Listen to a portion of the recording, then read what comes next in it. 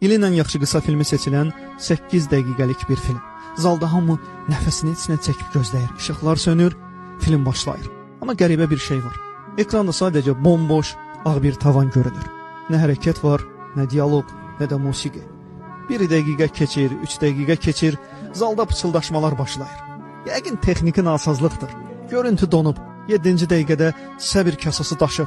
Bu nə mənasızlıqdır. Bizə ələ salırlar, zalı tərk edənlər olur. Və tam 8-ci dəqiqədə kamera yavaş-yavaş aşağı enir. Yatağa məhkum, onurğa iflici olan bir qadın görünür. Ekranda bir cümlə peyda olur. Siz bu mənzərəyə cəmi 8 dəqiqə dözə bildiniz. O isə ömrünü bu tavana baxaraq keçirir. Bəlkə də hər gün şikayət etdiyimiz həyat başqasının ən böyük arzusudur. Doğrudanmı bugün başımızı çevirə bildiyimizə görə şükr etdik?